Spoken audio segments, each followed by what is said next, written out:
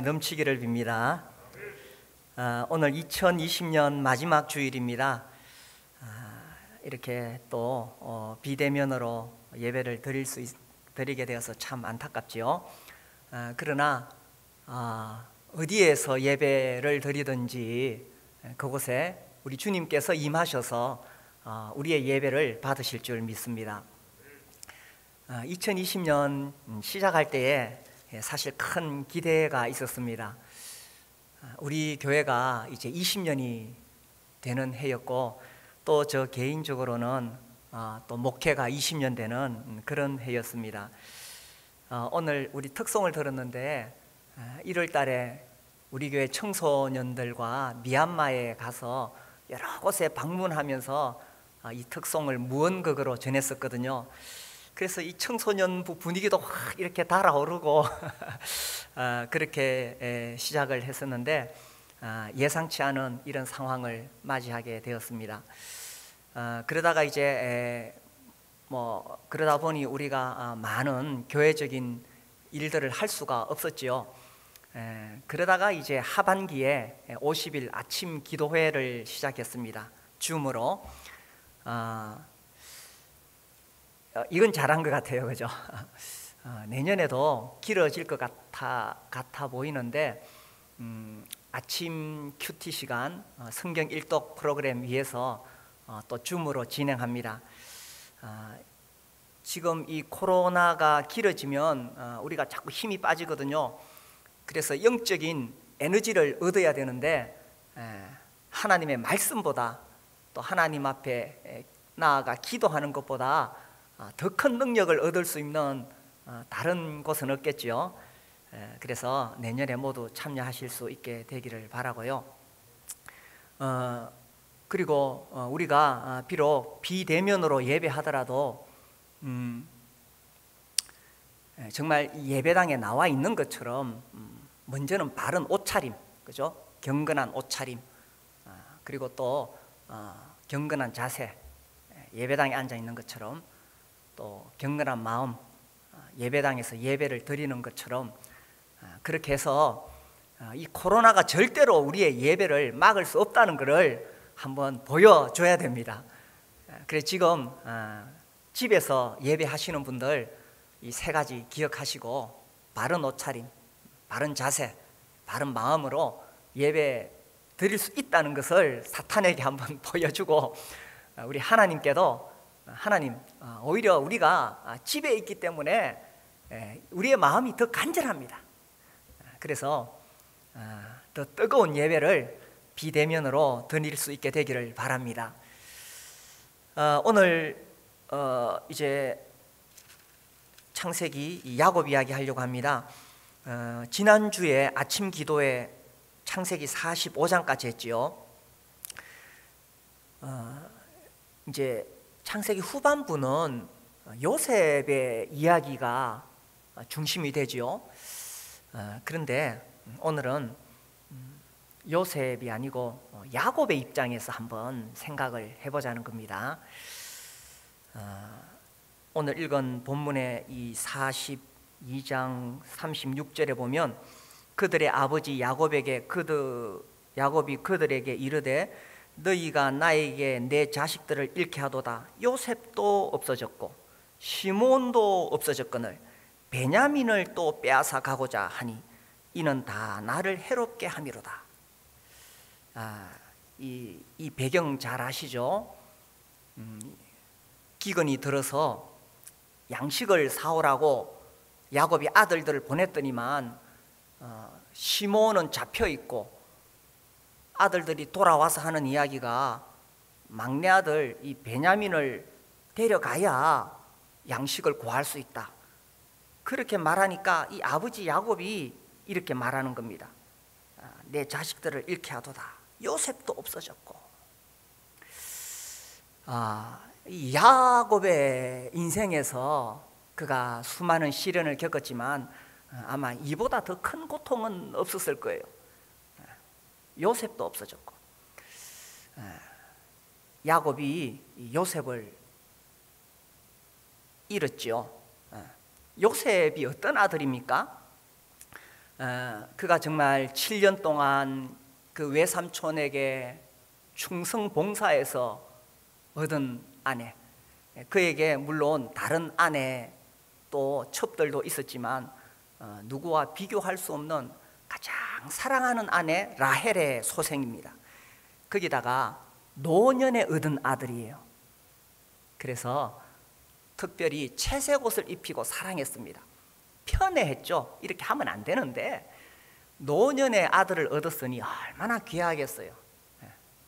그죠? 젊을 때보다 이제 뭐 사업도 안정되고 인생에 철도 좀 들고 노년에 얻은 아들, 너무나 귀한 그 아들 이래 편애하니까 형들이 아버지 몰래 노예로 팔아버렸잖아요. 그래서 요셉이 죽은 줄 알고 22년을 그 가슴에 묻고 살아왔을 겁니다. 그런데 이제 한번 생각해 봅시다. 요셉이 이 노예로 팔려서 낯선 나라에 가가지고 거기서 고생하고 또 모함을 받아서 감옥에 갇히고 요셉 고생 많이 했지요. 그런데 생각해 보면 고생한 요셉이 더 힘들었을까요? 아니면 요셉을 잃어버린 아버지 야곱이 더 고통스러웠을까요? 저도 젊을 때는 잘 몰랐는데 자식들 키워보니까 참 야곱이 이 22년 동안 얼마나 그 가슴에 이게 정말 이 심장에 이 뭐 칼이 하나 꽂혀 있는 것처럼 그렇게 살아왔을까요? 그런데 우리가 이제 이 창세기 이야기를 다 읽어보면 여기에 하나님의 섭리가 있었다는 거죠. 야곱은 요셉을 잃어버렸어야 합니다. 이 야곱에게는 너무나 그것이 큰 고통이었지만 요셉을 잃어야 7년 기근을 넘어갈 수가 있기 때문이죠. 그렇지 않았다면 자기 자손들 어떻게 살아남을 수가 있겠어요? 하나님은 큰 그림을 그리고 계셨던 겁니다. 이제 7년 기근이 오는데 이거 보통 문제 아니에요. 우리가 지금 코로나로 한 1년 가까이 지내보니까 지금 막 여기저기 막 탄식 소리가 들려오잖아요. 이게 지금 1년, 2년, 만약에 7년 가면 다 망합니다. 이 당시는 더더욱 그렇겠지요. 그러니 이 야곱의 자손들을 살려야 되고 또 뿐만 아니라 그 이집트 사람들 또 그 근처에 있는 여러 수많은 민족들, 수많은 생명을 기근 7년 동안에 살려야 되는데 하나님께서 요셉을 사용하시기로 하셨거든요. 그래서 이런 큰 그림을 그리고 계셨기 때문에 야곱은 이 너무나 큰 고통이지만 자기 아들 사랑하는 요셉을 잃어야 했다는 것입니다. 이게 이제 우리의 생각과 다르죠. 우리 생각은 요셉이 그 아버지 집에 잘 있다가 애굽으로 유학을 가는 거예요. 거기서 공부 열심히 해가지고 점점 승진해서 고위 관리에 오르고 능력을 인정받아서 총리가 되는 거죠. 그렇게 해서 그 기근의 문제를 해결했다면 야곱은 얼마나 그 뿌듯하겠어요. 사랑하는 아들이 유학 가가지고 그 큰 나라에서 총리가 되었을 때 이렇게 했으면 좋겠다 하는 것이 우리의 생각이잖아요. 그런데 하나님의 방법은 그렇지 않았다는 것입니다. 요셉 노예로 팔려가서 죽을 고생하고 하나님은 그렇게 사람을 시련을 통해 연단을 시키셔서 하나님의 사람으로 하나님의 종으로 만드시는 것이 하나님의 방법이었다는 것입니다. 또 다른 각도에서 보면 형들이 참 몹쓸 짓을 했지요. 아무리 아버지가 요셉을 편애하더라도 그 아들을 그 동생을 죽이려고 하고 그나마 애굽 땅에 노예로 팔았다는 것은 참 잘못된 일이지요. 이렇게 인간들은 죄를 짓습니다. 그런데 하나님은 놀라우셔서 인간들은 죄를 짓지만 그것을 통해서 하나님은 선을 이루신다는 거예요. 그 창세기 50장 20절에 요셉이 형들에게 이렇게 고백하잖아요. 당신들은 나를 해하려 하였으나 하나님은 그것을 선으로 바꾸사 오늘과 같이 많은 백성의 생명을 구원하게 하시려 하셨나니.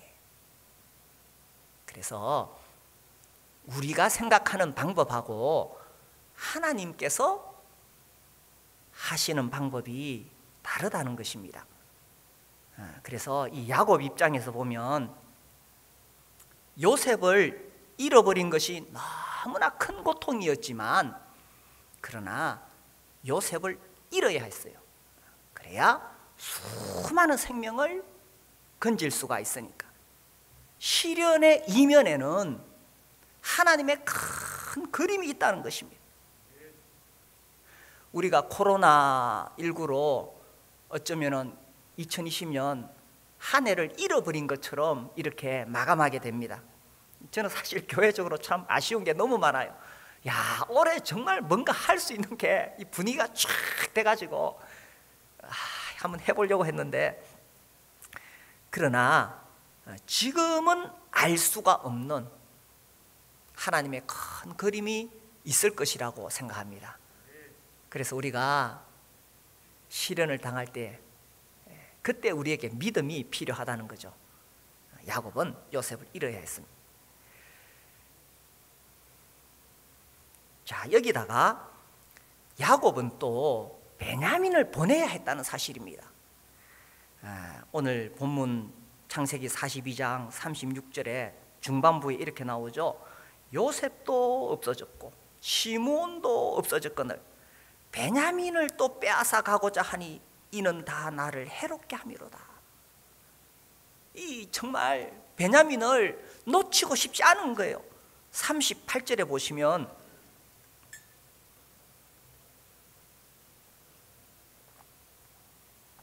야곱이 이르되 내 아들은 너희와 함께 내려가지 못하리니 그의 형은 죽고 그만 남았음이라. 만일 너희가 가는 길에서 재난이 그에게 미치면 너희가 내 흰머리를 슬퍼하며 서울로 내려가게 함이 되리로다.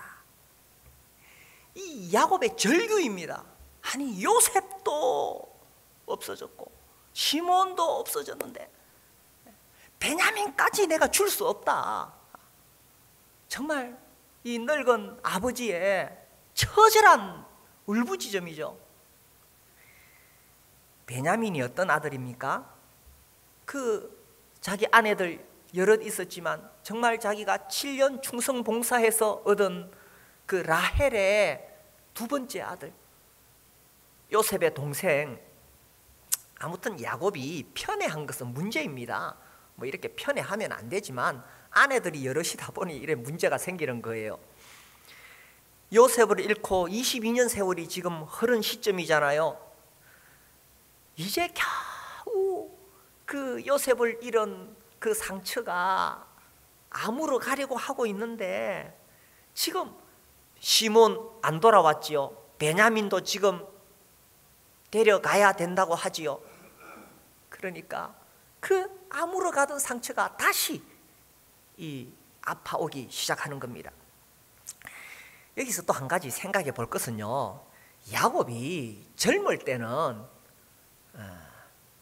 우리 남자들이 대부분 그렇잖아요. 젊을 때는 자식들보다는 뭐 일하는데, 말하자면 뭐 성공하기 위해서 뭐 어쨌든 세상에서 열심히 살다 보니까 뭐 그 자식들 그렇게 뭐 예쁘지만 그렇게 뭐 자식들이 뭐 그렇게 막 사랑스럽고, 물론 사랑스럽지만 뭘 모르고 키우잖아요. 그러다가 이제 조금 나이가 들어가면 아유, 우리 자식들이 이렇게 사랑스러운데, 그래 이제 왜 내 자식들이 아니라도 우리가 교회 와서 어린 애기들 보면 막 얼마나 예뻐요, 그죠? 아유, 지금 우리 코로나 때문에 우리 귀여운 놈들을 볼 수가 없어가지고 저는 뭐 계속 이렇게 사진이 막 계속 올라와요. 우리 애기들 막 이렇게 주일학교 하고 이런 애들 애기들 사진이 올라와서 그거 보고 이제 위안을 얻는데, 이 나이가 들수록 이 자식에 대한 집착이 더 생기는 것 같아요. 이 지금 야곱이 130살입니다. 그래서 그 베냐민을 지금 보내야 되는데, 이 아버지와 아들, 부모와 자식의 생명은 하나로 연결되어 있다는 것입니다. 이 장면을 제가 보면서 다윗이 생각이 났어요. 그 아들 압살롬이 반역을 일으키잖아요. 아이고, 세상에 몹쓸 놈이지요. 그런 자식은 뭐 죽여버려야 돼요. 그런데 다윗이 그런 마음이 있었어요. 그 압살롬이 반란을 일으켰다 하니까 그냥 주섬주섬 이렇게 보따리 싸가지고 자기들 따르는 신하들하고 먼저 피신하잖아요. 도망가잖아요. 그리고 이제 들려오는 소식에 자기 아들 압살롬이 자기 후궁들하고 잠자리를 같이 한다는 거예요. 이건 있을 수가 없는 일이죠. 그런 놈은 그냥 정말 없애버려야 되잖아요. 그런데 다윗이 이제 압살롬하고 싸우러 나가는 자기 부하들에게 뭐라고 이야기했어요? 내 아들 압살롬 죽이지 마라. 그렇게 부탁을 하는 겁니다. 근데 이제 요압이 그 명령에 불순종해서 압살롬 죽이잖아요. 그 소식을 듣고는 성경 읽어보셔서 다 아시죠? 내 아들 압살롬아, 내 아들아, 내 아들아, 압살롬아, 압살롬 내 아들아. 이게 늙은 아버지입니다. 그죠? 늙은 아버지. 그래서 아버지와 아들은 정말 끊을 수가 없는데, 이제 요셉 잃어버리고 시몬도 잃어버리고 베냐민까지 이제 보내야 되니까 이 야곱의 마음이 얼마나 아팠겠느냐 하는 것입니다.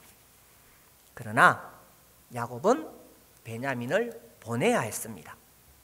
그가 결심하지요. 43장 13절에 보면 네 아우도 데리고 떠나 다시 그 사람에게로 가라. 전능하신 하나님께서 그 사람 앞에서 너희에게 은혜를 베푸사 그 사람으로 너희 다른 형제와 베냐민을 돌려보내게 하시기를 원하노라. 내가 자식을 잃게 되면 이르리로다. 이제 이 야곱은 큰 결심을 하고 베냐민을 보냅니다. 그러나 야곱은 베냐민을 보내야 했다는 것입니다. 이 베냐민은 아버지 품을 떠나서 형들의 손에 넘어가야 된다는 사실입니다. 왜요? 이것이 요셉의 시험 과정이니까. 그러니까 요셉이 확인하고 싶었던 것은 형들이 정말 뉘우치고 있느냐 하는 거죠. 그거를 시험하기 위해서 이 힘없는 동생, 연약한 동생, 자기 기억하잖아요. 자기가 힘없는 그 17살 시절에 그 형들의 그 우락부락한 그 손에 의해서 구덩이에 던져지고 제발 살려달라고 하는데 끄집어내가지고, 그죠? 노예로 팔아버린 그 형들이 과거의 잘못을 정말 뉘우치고 있느냐, 이걸 확인하기 위해서는 베냐민에 대한 형들의 태도를 살펴볼 필요가 있었다는 것입니다. 그래서 야곱이 이 베냐민을 보내야만 해요. 그래야 형들이 정말 진심으로 뉘우치는지 이거를 확인할 수 있다는 것입니다. 그리고 요셉이 그걸 봐야 돼요. 자기 눈으로. 지금 이 마음속에 얼마나 큰 상처가 요셉에게 남아 있습니까? 그 형들이 막 자기를 죽이려고 하는 것이 살아가면서 막 자다가 꿈도 꾸고, 그죠? 막 고함도 질렀을 거예요. 막 형들을 향해서 살려달라고, 그죠? 깨어보니까 꿈이고, 그런 깊은 상처가 있는데 이것이 치유되기 위해서는 형들이 진심으로 회개하는 것을 봐야 되는 거예요. 그렇게 해야 요셉과 형들이 진정으로 화해가 할 수 있습니다. 그렇게 되려면은 야곱이 베냐민을 보내야 한다는 거예요. 그러나 야곱에게 그것은 너무나 큰 고통일 수밖에 없습니다. 사실 야곱은 살아오면서 수많은 시련을 겪었지만 이것보다 더 큰 시련이 어디 있겠어요, 그죠? 노년에 자기 생명은 아무것도 아니에요, 야곱에게 지금. 그러나 이 베냐민을 보내야 했다는 것입니다. 왜냐하면 그 이면에 하나님의 큰 그림이 있었기 때문에. 그래서 형들과 요셉이 화해해야 된다는 하나님의 큰 그림이 있었기 때문에 보내야 했다는 것입니다. 야곱은 왜 이런 시련을 겪을까요? 특히 노년에는 요셉, 시므온, 베냐민까지. 제가 이렇게 보니까요, 하나님께서 사람을 다루실 때 우리 인간은 다 고집이 세고 지 잘난 줄 알거든요. 그래서 여러 가지 문제로 우리를 다루시는데 때로는 재물로, 때로는 건강으로, 또 여러 가지 방법으로 하나님께서 우리를 연단시키기 위해서 시련을 허락하세요. 그런데 제일 하나님께서 우리 고집센 인간들을 다루실 때에 하나님이 가장 마지막에 딱 사용하시는 것이 자식 문제입니다. 그렇죠, 그죠? 아무리 강한 사람도 자식 문제 앞에서는 두 손 두 발 다 듭니다. 다른 것은 견딜만 한데 이 정말 자식은 부모에게 생명보다 더 소중하거든요. 그래서 지금 이 설교를 듣고 있는 우리 청소년, 청년들, 자녀들 들어보세요. 우리 청소년, 청년들, 자녀들, 여러분은 정말 부모에게 생명보다 더 귀한 존재입니다. 이 부모의 관심이 어디 있느냐? 정말 우리 자녀들이 예수님을 정말 주인으로, 구주로 모셔서 구원을 받고 믿음으로 살아가는 것, 이게 가장 첫 번째 소원입니다. 그리고 이 험한 세상 살아보니까 실력을 갖추어야 이 세상을 살아갈 수 있거든요.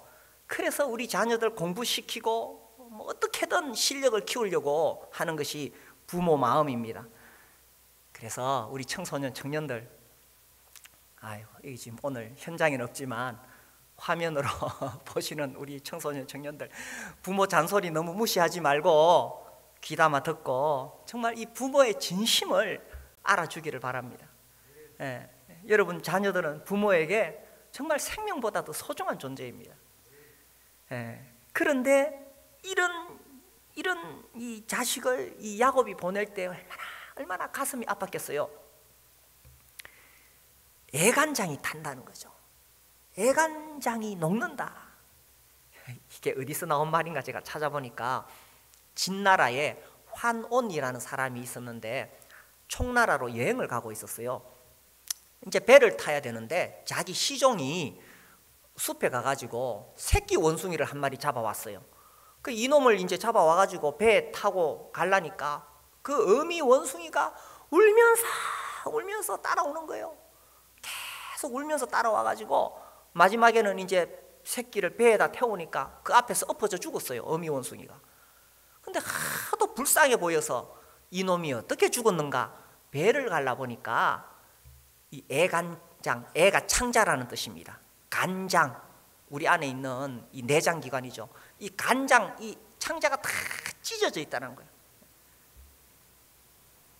자기 새끼를 잡아가니 이 애간장이 다 찢어지고 애간장이 탄다는 거예요, 그죠? 그래 이 야곱이 이런 고통을 겪어야 했지만 그가 요셉을 잃어야 했고 베냐민을 보내야 했습니다.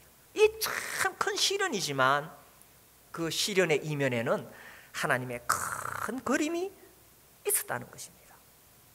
그래서 우리가 살아가면서 정말 소중한 것들 잃어야 되고 우리의 꿈이 때로는 깨져야 되고 또 생각지 못한 시련을 당하게 되는데 그 이면에 하나님의 큰 그림이 있다는 것을 믿을 때에 우리가 그 시련을 이겨갈 수가 있다는 사실입니다.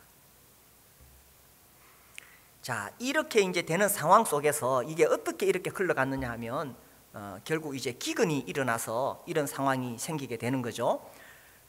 이 성경에 보니까 온 세상에 성경 이 시대 온 세상은 애굽 땅과 또 고대 근동 지역이겠지요. 여기 41장에 보니까 56절에 온 지면에 기근이 있음에 이렇게 돼 있고요. 57절에 각국 백성도 양식을 사려고 애굽으로 돌아와 요셉에게 이르렀으니 기근이 온 세상에 심함이었더라. 그러니까 막 전부 지금 막 굶어 죽어 가는데 이제 기근이 막 이게 이제 시작이 된 겁니다. 자, 이 시점 노년에 요셉을 잃고 20년을 견뎌왔는데 어쩌면 이제 20년 세월 흐르니까 야곱도 이제 잊을만 하고 이제 살아가는 게 다 안정이 되어져 가고 그럴 무렵이죠. 그런데 또 생각지도 못한 기근이 찾아오니까 이 지금 야곱의 자손들이 70명이거든요. 그 70명의 대가족의 어른으로서 얼마나 염려스러운 일입니까? 자기야 뭐 나이 들어서 못 먹어서 죽으면 그만이지만 이게 이제 부모 마음이잖아요. 자기야 뭐 어떻게 되든지. 근데 그 70명 그 자손들 생각하니까 얼마나 큰 염려가 되겠어요. 그러나 야곱은 기근을 당해야 했다는 것입니다. 기근이 그에게 기회였다는 겁니다. 왜냐하면 기근을 당해야 요셉을 만날 수 있으니까. 하나님의 이런 큰 그림이 있었다는 것입니다. 이 기근이 야곱에게 준 고통이 얼마나 큽니까? 당장 먹고 살 양식이 없는 것도 문제이지만 시몬을 빼앗겼잖아요. 또 베냐민도 보내야 되잖아요. 그러나 사실은 베냐민까지 보내야 되는데 이 기근을 당해야 요셉을 만날 수가 있었다는 것입니다. 기근이 그에게 기회였다는 겁니다. 따라해 보세요. 기근이 기회였다. 45장 28절에 보면 이제 아들들이 돌아와서 요셉이 총리가 되었다고 말하지요. 28절 읽어볼까요? 이스라엘이 이르되 45장 28절 이스라엘이 이르되 조카도다 내 아들 요셉이 지금까지 살아있으니 내가 죽기 전에 가서 그를 보리라 하니라. 130살. 이거 저도 아직 뭐 나이가 든 사람은 아니지만 젊을 때 이 구절을 읽을 때 하고 지금하고 느낌이 다르고 아마 좀 더 나이가 들면 이 구절이 느낌이 완전히 다르겠지요. 하나님이 큰 그림을 그리고 계셨던 겁니다. 그래서 그 당시로서는 기근을 당한 것이 야곱에게 큰 고통이었지만 그 시련의 이면에 하나님의 큰 그림이 있었다는 것입니다. 그래서 드디어 아들을 만나잖아요. 46장 29절 보시면 요셉이 그의 수레를 갖추고 고센으로 올라가서 그의 아버지 이스라엘을 맞으며 그에게 보이고 그의 목을 어긋맞춰 안고 얼마 동안 울매 22년 만에 만난 겁니다.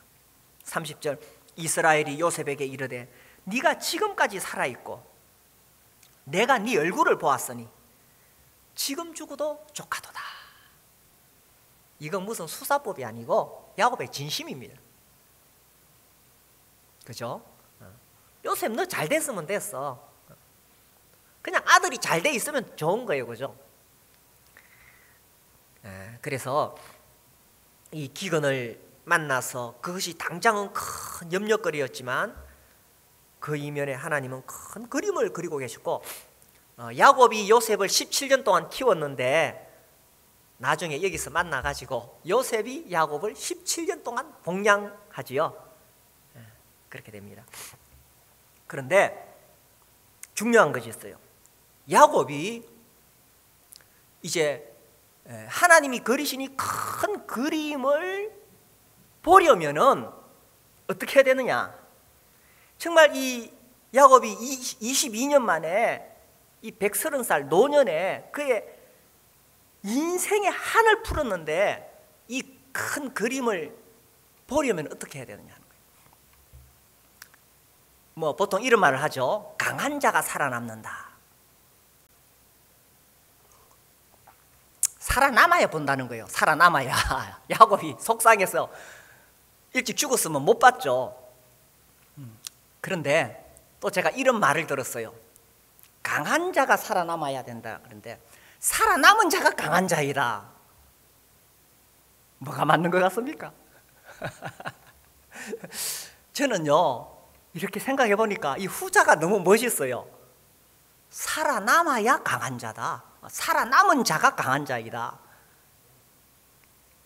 그게 무슨 말입니까? 우리가 살다가 수많은 문제, 시련, 코로나 뭐 당할 때에 어떻게든 살아남아야 된다는 것입니다. 인생 살다가 실패하고 망할 수 있습니다. 그죠? 부끄럽고 수치스러울 그런 일을 당할 수도 있습니다. 그래서 포기하고 도망가고 싶을 때도 있습니다.